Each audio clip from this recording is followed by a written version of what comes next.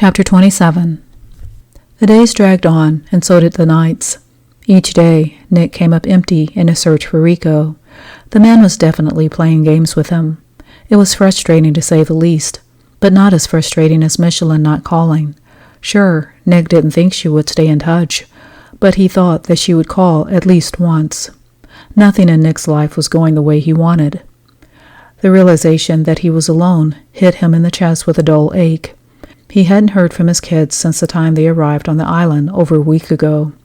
The time that Nick caved and called David informed him that from where he was sitting on the patio, he could see the fun his neighbor's kids were having. Knowing David was referring to Allie and Chase, Nick was satisfied enough to not push the matter any further. Nick drove over to the site of the burnt house on Hildusky. It was worth a shot to go through the wreckage once more. Maybe he had missed something the first time, but after what seemed like hours of searching, he came up empty-handed. There was nothing left, just charred wood and rubble as before. Later that evening, after more sitting around the house feeling sorry for himself, Nick decided to head out again. There was no way he was going to get any sleep tonight. He was too restless. Not even Fisk had made any arrests lately. It was too quiet. Callahan was too quiet. It didn't feel right. None of it. The phone rang. Nick jumped. The absurdity of how on edge he felt made him laugh. Walking over to the phone, he picked up the handset. "The sheriff around?" Nick sat on the second ring. "Hello, Sheriff." A familiar voice spoke. "Michelin, how are you?" Nick asked. Excited energy kindled within the pit of his stomach. It could have been that she was calling to tell him to jump off a cliff. He didn't care. She called. That's all that mattered. "I spoke with Andy. He's willing to testify. I'm still working on the code, but I should have something by the end of the week." "How are you?" Nick felt inclined to ask her again, not really caring about the other things she said. "I'm fine. And you?" She tried to sound convincing. "I'm okay." Did I catch you at a bad time? "No, I was just going for a drive." This late? You know me. Yeah, I do. Listen, I've got to go. Bye, Nick." Michelin said, hanging up. Hearing the dial tone on the other end of the line proved that she was strong enough to let him go, whereas he was still struggling to hang on to her. Sunday afternoon, Nick pulled up behind the gray Saturn with Texas tags parked in front of his parents' house. It was a spur-of-the-moment invitation. It didn't take much arm-twisting on Nick's part to accept, even if it meant opening himself up to his parents' questions about Chase and Allie's whereabouts. Up until now, Nick had managed to finagle his way through George and Minnie's interrogation, but having finally gotten tired of their asking, Nick told them that he had sent the kids to spend time with Susan. Of course, they thought it was odd, but he stuck to it, and eventually they stopped asking. Or so he thought. Perhaps their intention today was to pump him for information one last time, using Minnie's fluffy mashed potatoes smothered in thick brown gravy and crispy golden fried chicken, followed by a hot slice of homemade apple pie. That was the best truth serum Nick had ever known. They just didn't say that someone else would be joining them.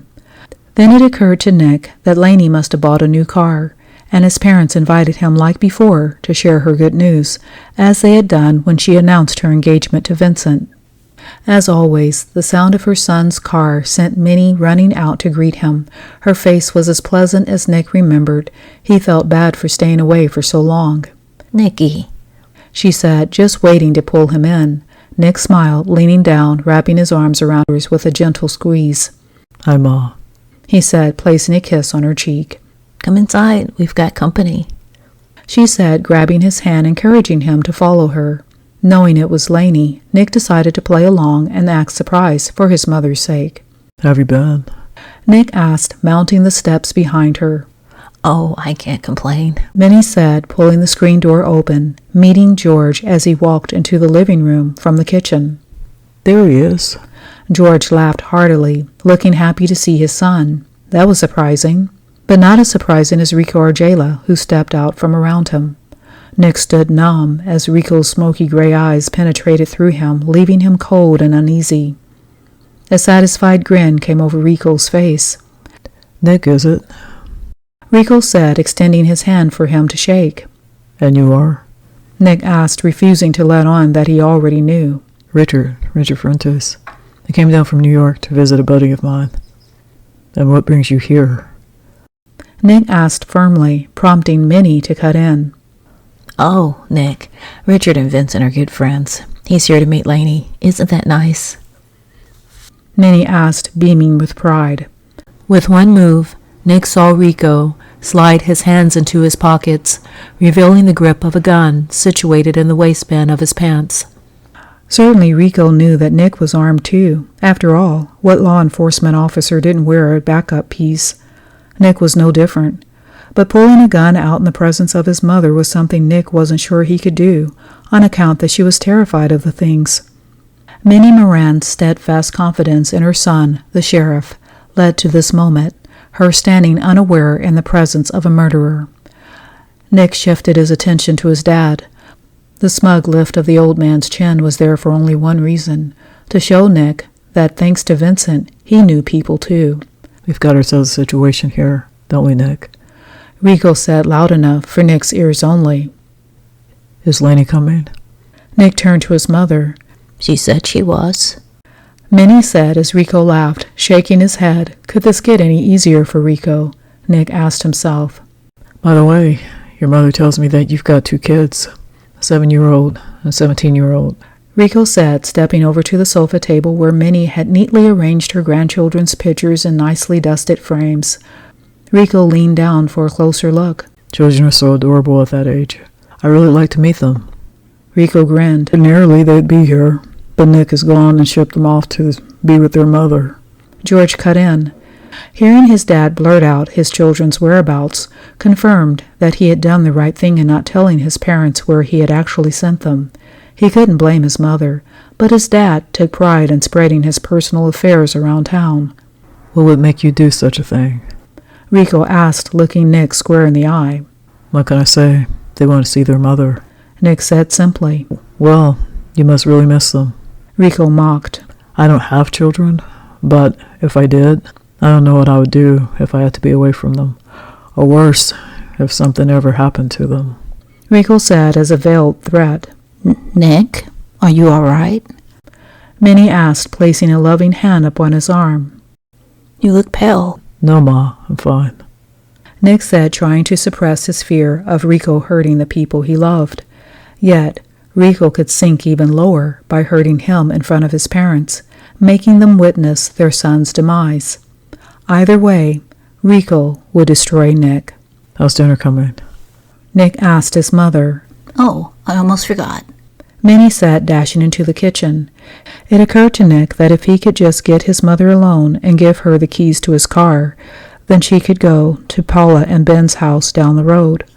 Under the circumstances, that was the best idea he could come up with. I'll give you a hand.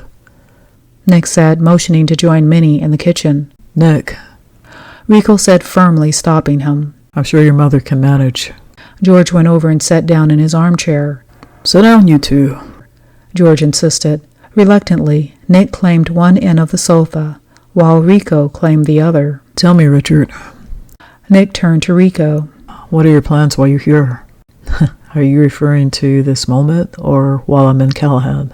Rico asked, pushing Nick to be more specific. Speaking of Callahan, how exactly do you know Vincent? Nick asked, changing his line of questioning. I don't see the connection, Nick. Rico laughed as George joined in. Callahan is a long ways from New York. You must know Vincent pretty well. Yeah, we go way back. Where the two of you meet? We did some work together back east. Richard, I couldn't help but notice your gun earlier. George cut in. Are you in the police force? Yes, I am. Did you and Vincent work at the same precinct? George went on, as Nick sat there quietly watching Rico's expression change from smug to agitated. The door opened as Lainey came into the house. There is my girl, George said, getting up and making his way over to Lainey, giving her a hug followed by the kiss he placed on her cheek. Hi, Daddy, Lainey said. Nick was relieved to see that she was all right, at least for the time being. Getting up, Nick walked over to Lainey. Where's Vincent? He whispered discreetly against her ear while giving her a hug. He's parking the car. Why? Nick stepped around her as he watched Vincent walk up the steps. He wanted to get to him before Rico did. Nick, aren't you going to introduce me? Rico asked, taking it up on himself to join them. Seeing how Nick said nothing, Rico introduced himself. You must be Lainey. Vincent has told me so much about you. Rico said, extending his hand for her to shake. Reluctantly, Lainey placed her hand inside of his. It's nice to meet you. Are you a friend of Nick's or Vincent's? She asked. Vincent stepped into the house before Rico had the chance to answer. It seems your buddy Richard Fuentes came all the way down from New York to see you. Nick told Vincent. Vince, you didn't tell me that we were coming to meet one of your friends. I had no idea myself. Vincent said with a hesitant chuckle, purposely avoiding Nick's determined glare. Oh, Lainey, you're here. And he called happily from the kitchen. Will you excuse me? Lainey asked Rico as she went back to the kitchen to speak to her mother. Vincent, I bet you and Richard here have a lot of stories to swap being on the force together. George said, as if expecting Vincent to jump right in with stories from off the top of his head. We'll save those stories for another time. Richard tells me that he was surprised to hear that you were getting hitched. George pressed. Yes, I can't believe you didn't mention it. Rico told Vincent. Really? I thought I did. Vincent returned under the heated glare from both Rico and Nick. No, I definitely would have remembered that. Dinner's on the table? Minnie called from the dining room. Finally, I'm starved, George said, patting the firm roundness of his stomach. The small group made their way back, where they settled around the table. After bowing their heads and saying grace, hands began reaching across the table, grabbing up one serving bowl after another, piling plates high with Minnie's mouth-watering cooking. Ms. Moran, I really appreciate your invitation to join you and your family for dinner.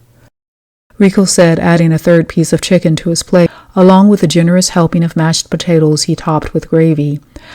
After which he spent doling out one compliment after another while indulging himself in laughter for every comment bearing even the slightest ounce of humor. This man had some nerve, Nick said to himself. Say, Vincent, I'm sure you and Richard worked a lot of big cases before, George said, directing his comment to Vincent and Rico. Hearing his dad, Nick felt his stomach twisting tighter with knots. There's been a few, right, Vincent?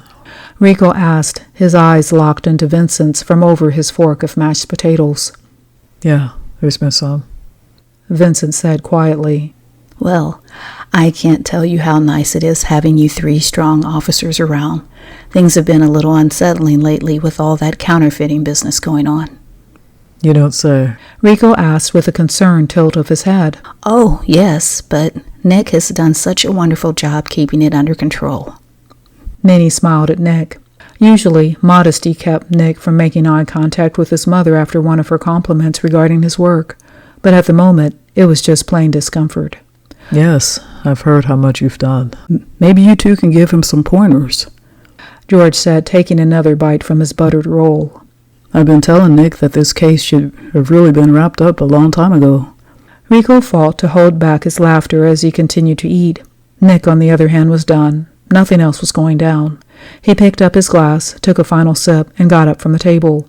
Feeling the weight of everyone's attention on him, Nick looked down at Rico and then back at Lainey and his mother.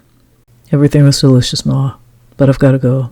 Nick, I don't think you do, Rico said with a tone daring Nick to leave. You're right. Nick turned back to Rico. You and I should have a talk first. Vincent turned to Lainey. Lainey, why don't you help your mother in the kitchen? What's going on? George asked, as did Lainey and Minnie. Everything's fine. It's just been a long day. I'm pretty beat. Nick said. Let's talk. Nick said with his eyes locked on Rico. Nicky, why are you rushing off? Mr. Fuentes, we have pie. Miss Moran, I do believe I'm in love. Rico grinned, placing his hand over his heart and lowering his eyebrows with sincerity. Oh, Mr. Fuentes, you are such a dear. Yes, and any friend of Nick and Vincent's is welcome here any time, George told him. It's really true what they say about Southern hospitality. Thank you, Mr. and Miss Moran. Words can't express how much I've enjoyed this evening.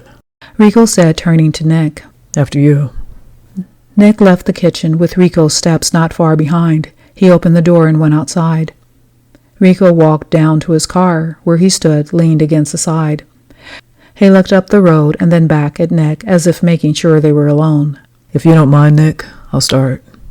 Go ahead. You've got a really nice family. People always looking out for you, no matter how quirky they are. You know when the chips fall, they've got your back. For a brief moment, I knew what that was like. You see, I had a family once. That is until you took them away. Now, I'm standing here looking at yours. What do you want? You have what I want, and I want it back. What exactly do you think I have? Charlene Berta. I want her out of your custody and back in my possession where she belongs, and if she's not out within 48 hours, I will come back here. You may not care what I do to your father, and I really don't blame you. But your mother is so sweet and loving. She's nothing like my mother. May she rest in peace. I really don't think you want anything to happen to her, do you? Why do you need Charlene? She's already told us everything about your operation. We both know that's not true, Nick. Because if she did, I'd be in custody right now, instead of standing here talking to you. But that was a nice try, though. I can respect that. You know I can't release her. I'm sure you'll find a way. Your mother's life is dependent on it. Rico said as the screen door closed, capturing Rico's attention. Nick turned around. There stood Vincent. Judging by the confident look on his face, Nick wasn't sure whose side Vincent was on. Vincent Coda. Rico called out to him. You have some explaining to do. Vincent walked down the steps into the yard where Nick and Rico stood. Will you give us a minute? Vincent asked Nick. Nick said nothing as he went into the house. He stood by the door in order to hear what they were saying. Unfortunately, all Nick could hear were muffled voices. But from the looks of it, Rico was controlling the conversation while Vincent was doing the listening. Then Rico slapped Vincent on the shoulder, followed by a hearty laugh. Vincent watched as Rico went around the car. He got in and drove away, leaving Vincent standing alone. After Rico made a U-turn and drove past the house, Nick went out to Vincent. You want to tell me why that man just showed up at my parents' house? Nick demanded as Vincent stood quietly for a moment. After seeing you on television, Rico did a little investigation of his own which brought him here. Then you didn't tell him. No. Why would you think I would do that? Do you honestly think I would put Lainey and your family at risk? How did he find out about her?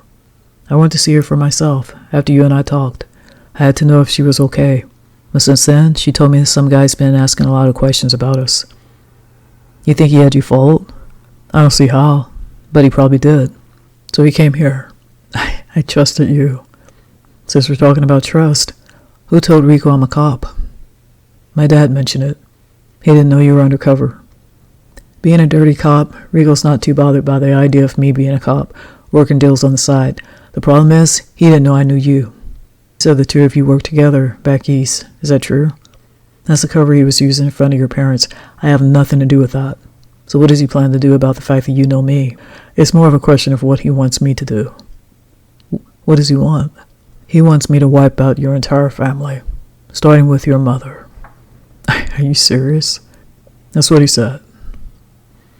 He's using this threat as leverage. We both know if he really wanted to wipe me and my family out, he would have done it. He certainly had the opportunity. You don't get it. Rico would not have a problem eliminating you and then getting Charlene out of jail himself. But that would be too easy for you. He needs you to suffer first, and he's using the thing that matters the most to you to do it. Nick closed his eyes as Vincent's words fought to sink in. Unable to process anything more, he walked over to the porch and dropped lifelessly on the step. He was quiet for a moment. I should have arrested him when I had the chance. You had the chance, Nick. I promise you that. Did he say where he's going? He's not in hiding anymore. He knows now that you don't have enough solid evidence against him, outside of what Charlene Berta says. But he figures no judge in his right mind is going to listen to her. He wants her out in 48 hours. I know. He wants to get back at her himself. Have you found anything out about the access code? Not yet. Michelin's still working on it. She says that her informant from the department will be here to testify for Charlene's hearing. All we need to do is tie Rico to Will and Brett. Then we can get all three of them. At the moment, we don't have enough for an arrest. Nothing that will stick anyway.